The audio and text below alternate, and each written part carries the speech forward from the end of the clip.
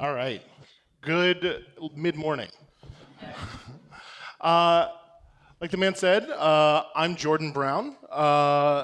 And what that means to you is I've spent the last 8 years working in design and strategy, previously in nonprofit before moving into technology. And my area of focus has been in lean product transformation, product strategy, and product management. But primarily, my focus is in all those things has been the discovery about how culture is rooted in all the problems I end up trying to solve, especially in the client work that I do. So what have all those client transformations that I've been doing for the last 8 years taught me about what product culture needs? Well, the baseline, when we're doing product, we're trying to build the right things. We're also trying to build them in the right way. Typically, Lean gives us this framework where we're going to understand the problem space, imagine possible solutions, design those prototypes, run them through some sort of testing with constraints and metrics that we can use, and then take those learnings from the other side and recycle it over and over again until we're finding something good. That's great. We do that with products all the time. Very rarely do I see clients doing this with themselves, with the way that they do the products. And that's an issue, because anybody who knows about Conway's Law knows that we end up making who we are. The things that we produce end up reflecting the values and the organization of the organization itself. So when we talk about evolving a product culture that's going to help us build more successful, more effective things, we have to talk about it in terms of an evolution. And by that I mean something that's going to be grassroots. So we start with organizations that have a truncated process inhibiting holistic collaboration towards an overall vision. You see this all the time where you have marketing sits over here, engineering sits over here, design sits over here. You can think of these as like old world companies who are just finding their way into the digital space, the kind of people who will call you and say, make me agile. It's like, okay, great, we'll start there. That's good foundational work. As you evolve, you're trying to create capabilities that allow you to blend areas of the business together, first with capability development, but soon trying to pull areas of the organization closer to each other, to be more aligned in vision, aligned in goals, aligned in metrics. And then, hopefully, at the end of a long-term strategic play within the organization, you've become a company that is a lean, holistic, organizationally effective company that can deliver products successfully. Now, the problem that we run into as thought workers is that this situation will almost always come up with some sort of CEO who shouts down to the floor, we need to change. And what that ends up looking like is they'll send a product manager to a conference, much like this one, or they'll give them some books, and then sometimes they'll also bring in someone like a superstar consultant who will come in and tell everybody what to do. And this is why you can know that you can trust what I'm about to tell you, because this is going to dig into my company's bottom line. And what usually happens is they come in with a bunch of prefigurative ideas of like, you need to do this. These are a list of tools, best practices that you just need to start adopting, and everything will work. The problem is they're throwing them at a team who doesn't have experience, oftentimes acclimating to those new cultural aspects that you're bringing. Because you're not just giving people techniques, you're giving them new frameworks, new modes of thinking that they're not used to.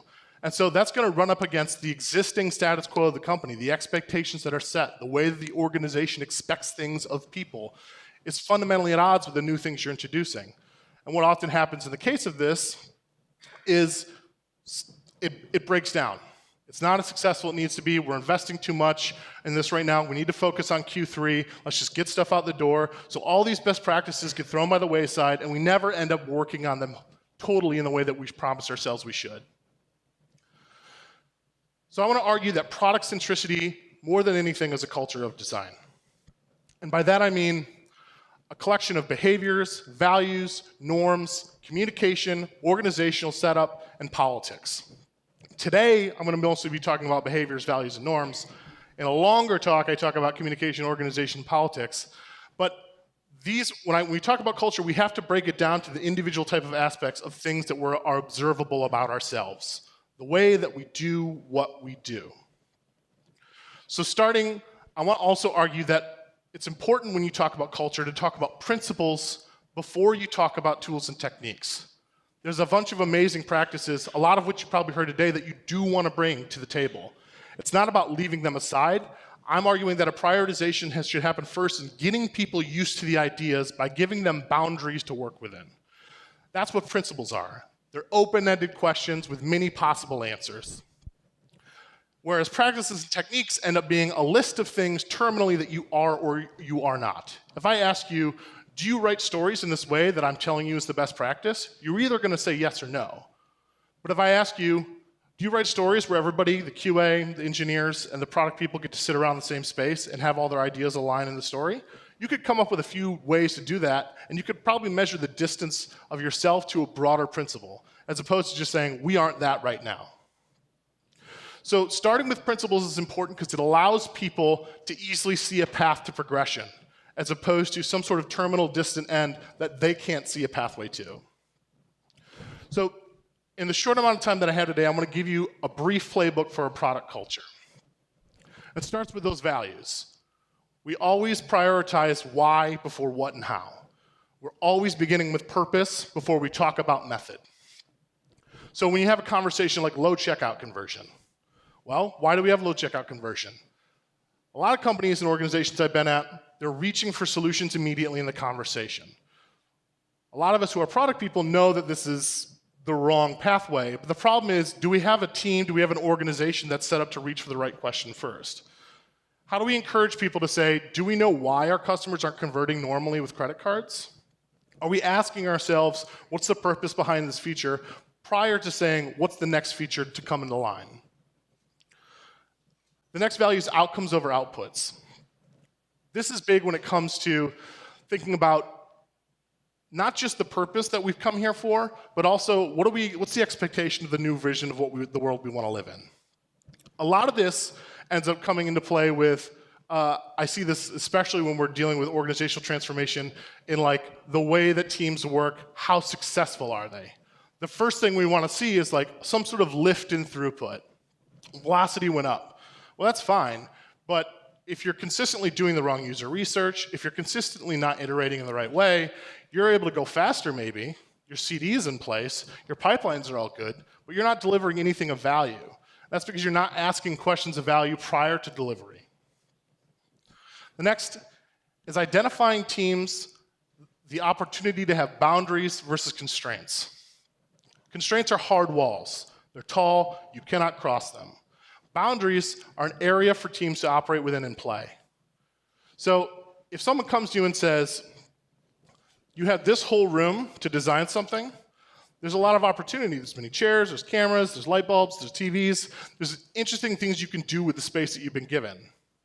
But if somebody just says, I need this terminal thing, I need this specific product, you've been giving a very narrow pathway to operate. So an example of this might be, are we working effectively? How do we know if we're working effectively or not? All stories need to be written in Jira, in this format. That doesn't give any team a format that's like usable and modifiable to their needs. What it does give them is a way to be standardized in your Jira system. But it doesn't allow them the opportunity to be autonomous and solve things for their team the way they need to. The next value is better, prioritized over perfect. Often said by like Steve Jobs, is the alternative is like good is the enemy of great. Like what we want to focus on is, will we validate our ideas in a way that doesn't hinder us from progressing because there's many obstacles in front of us. There's always going to be someone in the room who says, well, we can't do user testing, we haven't had external access, we don't have this user testing platform set up, we've got to purchase a subscription. There's nothing to say that you can't call some of your friends, you can't call your parents, you can't call your mom and say, like, you know, what's the initial step to get some amount of people to interact with your vision, to interact with your product, prior to having some sort of validation. And this is the same with everything on a team. There's always a way to reach for something a little bit better that doesn't require you to reach for the best practice. Next, after values, I'm going to go into behaviors. And this is the way that observably a team can operate. When you have a high-functioning team, what you want to do is be seeing them using a classical sort of design process, not just in the features that they're building, not just in the product that they're creating and delivering, but also in the way that they work themselves. So they are understanding a problem space. They're prioritizing opportunities within it. They're prototyping possible solutions. They're running them through some sort of measurement and testing process, and then they're scaling successful ones out further into the organization. And this can happen I think, and most importantly, not just on the thing, like I said, that you're building, but on the way that you're doing what you're doing. How successful are your retrospectives? How good are your stories? Do you know? How is your story writing happening? Is it accomplishing what you need it to? This same design process, and it doesn't need to be a heavy framework. It doesn't need maybe necessarily the same artifacts, the same tooling that you have around, say, the design schematics that you have for something. But necessarily, are you asking these similar questions all the way along the line about the way that you're doing what you're doing? And you're constantly recycling it through. I'm working with an organization right now where their teams have probably 50 different ways each of tracking stories, grooming their backlogs, writing tests. And what's interesting is that they're doing this all along the line, all 50 of these teams, let's say, but none of this is being shared and scaled to each other. Everybody's finding new best practices all the time, but they're restarting from square one every time a new team is stood up. So none of this ever reaches that last step. And it's because they don't have a framework to understand, how do I take these things that we're discovering that are good about ourselves, that are wins that we've invested in, they lose this opportunity cost that they've already taken. Nothing is absolute, everything is negotiable. I think this is the hardest thing for an organization to get their heads around, is that everything that we do is a conversation. It's an alignment amongst people who come to the table with the best context possible at the moment, who put their best selves into the place, who try and bring all their experience to the table, but nothing is guaranteed that this is the right answer. It also doesn't mean that all that passion and all that experience we bring doesn't change our minds when new information is surfaced. It's important for everybody, especially in leadership, to understand that just because we talked to you about something last week doesn't mean this new information can't come into play. Far too often I'll see teams that have scoped something, they're 5 weeks into development, and their design team has said, you know what, actually we're really in the wrong direction here. We should be working on a completely different refined solution, and we've discovered this through user validation. But you take it up to the engineering managers, you take it up to the product leads, and they'll say, we've already invested a lot of time in this, we're just gonna keep going forward. Everything needs to be negotiable at scale. But that takes knowing how to have that conversation about what you're losing on the other side. People know what they've invested. You need to be able to have a conversation about what you're losing in the opportunity. Everyone's a product owner and everyone's a designer. I assume that quite a lot of people in the audience here are product, but a way of thinking about this is, what are you as product people doing to pull in engineers, to pull in QAs, to pull in your managers? How is everybody thinking like a designer in your organization? How is everybody on your team thinking like a designer? This is really important because quite often, even in teams that consider themselves agile or lean, we still find small ways of siloing ourselves. Even really broad role definitions that I'll see have such slight overlap within a product team, they end up losing opportunities to bring that experience and that context to a conversation about a user. That's dangerous. We hired all the people in the company that we have around us because ostensibly that's the best talent we could get. Why aren't we taking all that talent and pointing it directly at our problem spaces? Design with the user. As much as is reasonable and as possible, what are you doing to pull the user closer to your process? Too often, this looks like usertesting.com. And that's no knock on them, it's a really good product, and it's done a lot for people to be able to stand up quick user testing.